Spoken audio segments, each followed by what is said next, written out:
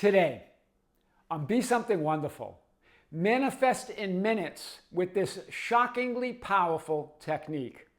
I am your host, Tom Kearin, and this is the Be Something Wonderful studio of higher consciousness, where we help you level up and become the best version of yourself. Creators, good morning and welcome back to the studios of Be Something Wonderful. I have a big video for you today. It comes from some conversations yesterday that I had with a few of you. And one of you said, Tom, I'm literally manifesting in just a few days, some cases hours, in other cases minutes of things that I had wanted for a while now, that I had been manifesting for a while now. I want to talk about this because then there were some others that say, no matter what I do, there's no movement. Nothing is happening. I want to unpack this idea today like we never have before.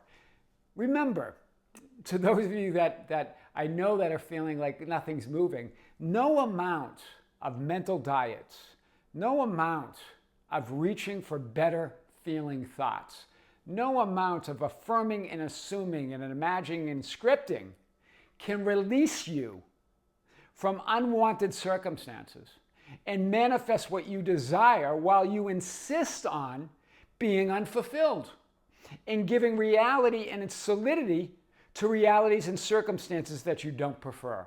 In other words, giving your power and authority away to circumstances and realities that are not your preference.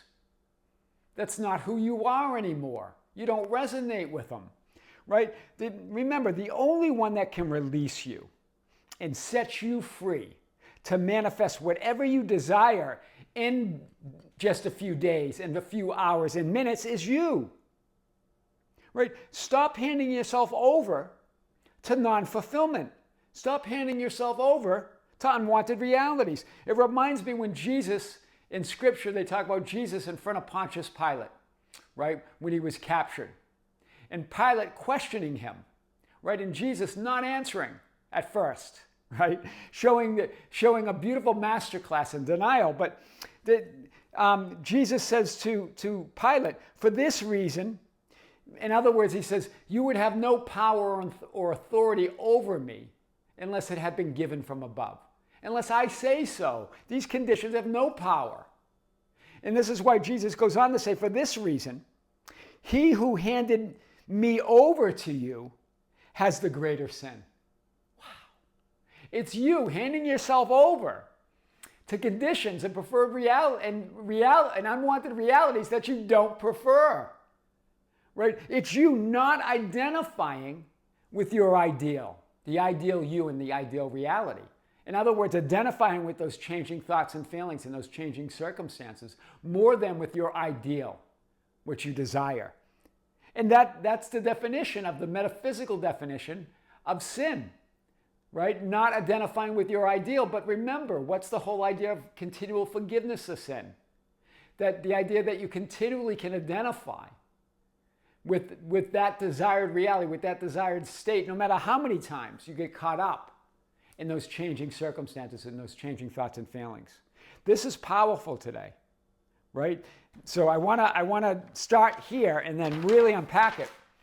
Remember this, and this is what has really made the difference with those of you, and I've had a few of those conversations yesterday, that are manifesting things in days and hours and minutes, of living the life that you've always wanted to live, being the person that you've always wanted to be. The more aware of who you really are, the more you shock yourself by manifesting literally in minutes. It comes from the knowing and the awareness of your true identity as a creator and as the one and only source of your reality. That's what does it. Yeah, processes are great. Imagining is great. All of that stuff is great. But until you identify as the one and only source, you're giving your power and authority over to those changing conditions. You're handing yourself over to circumstances and realities that are not your preference, right? Ernest Holmes said this, and I mentioned this over the last few days in a few videos. This, in other words, being more aware of who you really are, manifesting in minutes, this is not done by holding thoughts, but by knowing the truth. By knowing the truth of who you really are. It's not done by holding images and thoughts. It's done by knowing that you are those images and thoughts, that you are reality, that what you say reality is, it is. Reality is what you say it is, right? The feeling of your wish fulfilled is not about those ever-changing or always changing thoughts and feelings, but rather the knowing that your wishes are already and always fulfilled. That's the feeling of wish fulfilled. It's not the feelings. It's not those changing thoughts and feelings. Neville Goddard says that, right? Neville Goddard says, when I talk about feeling, I do not mean emotion. He doesn't mean the changing emotions, the changing feelings, but the feeling of conviction, that knowing that your wishes are always fulfilled and already fulfilled. Wow, that's powerful. So let's continue this. The feeling of wish fulfilled is the conviction of being fulfilled no matter what you are seeing and experiencing and thinking and feeling. This is about no matter what you're seeing, experiencing, thinking, and feeling, you're fulfilled anyway. That's the state of wish fulfilled. It's that knowing, right? Stop trying to think and feel better thoughts. Stop trying to change manifested conditions and to think and feel better about realities that are not your choice and not your preference. This is powerful. It's not the changing thoughts and feelings and circumstances that are keeping you from manifesting your wish fulfilled in minutes or hours or in a few days, but rather it's your changing assumptions of who you really are. Wow. Do you see it? Go to the knowing. You don't even have to believe it. Just know it.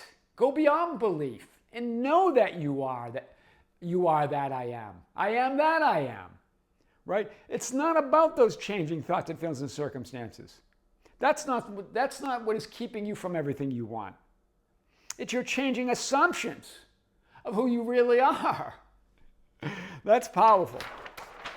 Neville Goddard said this: a bank can be holding $1 billion of yours, but if you do not know it, you will not write a check. In other words, you won't be the operant power. You won't put demand on that divine supply that you are. But when you become aware of who you really are, you will know that the whole is yours. The whole of fulfillment, the whole world, everything that you want. You are source, you are supply. All of that supply is yours. Remember, it's not a part of God, it's all of God that's flowing through you. All power, all potential, all realities are flowing through you, all possibilities. Right? We talked about the power of now, where Eckhart starts with telling a story in the power of now of that beggar who's sitting on a box. And a stranger saying, hey, have you ever looked in that box? What's in that box? And the beggar saying, no, I've never looked into that box. I'm sure there's nothing in that box.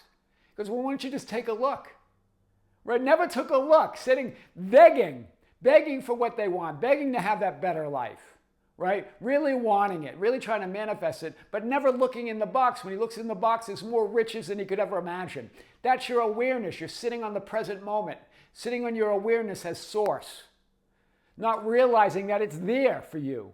Right? That $1 billion is in the bank, but you're not writing the check. You're not recognizing it. Stop denying your own divinity by answering to the changing thoughts and feelings and circumstances that you don't choose and that you don't prefer. You keep answering to those like you have to do something with them. What if this person says something to me? What if this happens? What do I do with these conditions? Right? It's a script that plays out, but you don't have to do anything with them.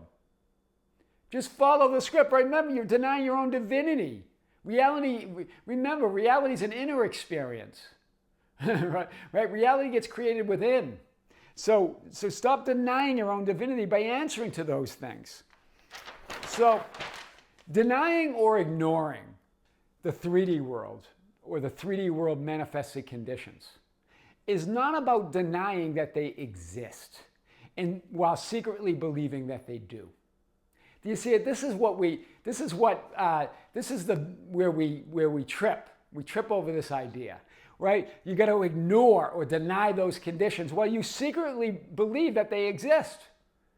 right? So it's not about denying that they exist. They exist. Everything exists. It's only existence, right? Everything's an experience of reality.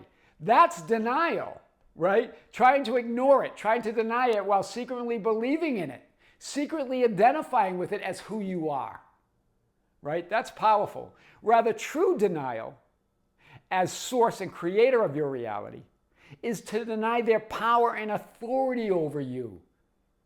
That's true. Jesus demonstrated this. Your I am awareness, the metaphysical story of Jesus in front of Pontius Pilate when he got captured. And Pilate trying to question him. Who are you?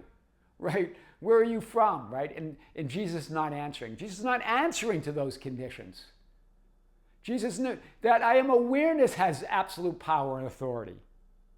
Right? So it's not about denying that they exist. Ignoring them means ignoring that they have power and authority over you. Hear this. That's what we mean by ignore 3D conditions or circumstances. They would have no power or authority over you unless they're given from above. That's why Jesus didn't answer Pontius Pilate right away, showing the true demonstration of denial. And only when he did answer, only answering to say, you would have no power or authority over me unless it were given from above. You could have no power at all whatsoever unless I give it to you. You give or deny reality to manifested conditions by knowing, hear this, not by resisting them, not by denying or trying to ignore them and secretly believing that they're still there, but by knowing you're the only power and authority. And knowing that you are the only power and authority over how you experience reality. You get to determine what those conditions mean to you. And your experiencing of them then changes those manifested experience conditions. That's powerful. The 3D world, manifested conditions, have no power or authority to affect or change, hear this, who you really are as I am awareness. This is what Jesus, your I am awareness, in that metaphysical story knew. They have no power or authority to affect who I really am and what I really have. I have it all, right? Remember, you were guaranteed the kingdom. You were made in God's image as everything. God guaranteed that you would have everything because he made you as everything, right? But knowing who you really are changes everything. Do you see it? That's what the 3D manifested conditions have no power, authority, or effect or change who you really are as I am awareness. But that knowing as I am awareness changes everything. Wow. That's powerful. So Pilate to Jesus, what? You're not talking to me? You're not speaking. Are you not speaking to me? What's going on, right? It's those 3D conditions, those manifested circumstances, the people invented circumstances around you. What? You're not talking to me? Where are you from? In other words, who are you? The conditions are asking you as they come up. You're defining who you are. Are you the power and authority and the creator of your world? Or are those conditions the power and authority and creator of your world? What is it? That's the question. Who are you? Where are you from? Right? Jesus, your I am awareness of being, doesn't answer to those changing conditions. Doesn't answer from the idea of lack and separation and non-fulfillment. Right? This is the perfect idea of ignoring or denying conditions, the true meaning. Right? But rather, Jesus does eventually answer. But from the knowing of who you really are, the knowing of who he really is as I am awareness. And Pilate, right, pressing Jesus, do you not know that I have the power to crucify you and the power to release you? That we get only if you give them power, those conditions, those circumstances, the people, events, and conditions, the changing thoughts and feelings, power to crucify you or release you. But they have no power. The changing assumption that the changing circumstances determine your fulfillment. Right? So the assumption that your changing thoughts and feelings and circumstances have the power and authority to determine your experience of them. It's that assumption that the changing conditions, the changing circumstances determine your fulfillment. They have no power whatsoever. But that's your assumption, that changing assumption of like, who am I? right? You're assuming that those changing conditions, those changing thoughts and feelings about them, that are not reality, they're just thoughts and feelings about reality, have the power authority to determine your experiencing of them. You get to determine your experiencing of those conditions. You get to determine what they mean, and that changes the conditions. The assumption that the changing circumstances determine your fulfillment, that's powerful. Big. You assume, hear this, because of those manifested conditions of thoughts and feelings and people, events, and circumstances that are unwanted, that are not preferred, that you won't get what you want, or that you'll end up with what you don't want. That's what's happening. That's fear. That's the perfect definition of attachment. That's the perfect definition of fear and attachment, right? That you assume, the assumption, that's what fear is. It's just an assumption. It's just a thought, right? There's no feeling, there's no actual negative feelings or feelings of fear. That's source energy. That's put through a filter or an assumption that's not true of who you really are. You're putting that source that you are through a filter and assumption, something that's not true. That's not the fundamental truth of reality or who you are. So you assume, because of those manifested conditions of thoughts and feelings, people, events, and circumstances, that you won't get what you want or you'll end up what you don't want. That's fear and attachment, right? Jesus, your I am awareness, demonstrated the true power of denial or detachment, right? Saying this, you could have no power, would have no authority at all against me unless it had been given from above. So he does answer, but answers from that absolute knowing, from absolute detachment from those conditions. Stop handing yourself over to unwanted conditions, to unwanted thoughts and feelings.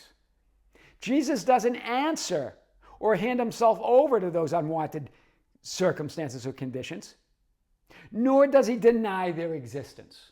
You hear it? He's denying that the power and authority of them, not their existence. So that's why he answers. He does answer from his awareness and knowing that nothing and nobody has the power and authority over him, over you, over that I am awareness. Wow. Powerful, powerful. We've talked about this idea before, but it should hit different today, right? For this reason, Jesus says this, for this reason, he who delivered me or handed me over to you has the greater sin. In other words, who's handing yourself? But you're the one handing you by not identifying with your ideal, not identifying with your outcome, your desired end, your preferred reality, by handing yourself over to those conditions. That's sin. Identifying as and giving reality to those undesired conditions and circumstances. That's the metaphysical definition of sin. Not identifying as that ideal. But you're continuously forgiven. That's the whole message, as you identify with that ideal. Right? Try this, because this is what I've been working with a few of you on now that have been having conversations with me. We're doing some 48-hour challenges. It's really fun. Try this. Make a list of all your desires. Make it massive. Make them big. Then put that away. Put the list away. Right? Somewhere, just put it away. Then, over the next 48 hours, just meditate on who you really are. Meditate on that I am awareness. Meditate that you're already all things. Imagine, and one of you saw an old video, I think it was a couple of years ago now, where I talk about the good news meditation. Remember, it's about meditating on the idea that you're receiving good news. You're imagining yourself receiving good news from every direction. It's an imaginal image of just receiving good news and good news. Remember, what's the gospel mean? Good news, right? You're just preaching the gospel. You're just imagining the good news. Imagine receiving messages of good news from every direction. Instead of being focused on the news out there in the world that you keep believing in, that you keep handing yourself over to, right? All of that. Preach the gospel, the good news. Then watch as you receive good news from every direction. This is what's happened to a few of you now. In minutes, in hours, in just a few days. Manifest in minutes with this shockingly powerful technique. I am your host, Tom Kearin, and this is the Be Something Wonderful studio of higher consciousness, where we help you level up and become the best version of yourself. Creators, thank you. Thank you for being with me. Thank you for liking and sharing and commenting on our videos. Thank you for being part of our Facebook group, The Ambassadors, at facebook.com/groups/BeSomethingWonderful. For joining us on Instagram and Twitter at Tom Kearin, TikTok at BeSomethingWonderful, or anywhere on social media, anywhere on any platform at either Tom Kearin or at BeSomethingWonderful. Creators, also thank you for being part of our membership channel. We have a new live event scheduled at the end of this month, October 27th, 2024. It's a Sunday morning at 9 a.m. Pacific time here in the USA. I'm going to come to you live right here from the studios of Be Something Wonderful to answer your questions, to cover topics that you've been asking about on the live event and that you've been sending to our email, info@besomethingwonderful.com. And I'm going to answer your questions, as I always do, right live on the chat. So join us. This is specifically on the Be Something Wonderful membership channel. Creators with great love, with great light and infinite gratitude. This is Tom Kearin here in the studios of Be Something Wonderful. Until next time, we'll see you soon.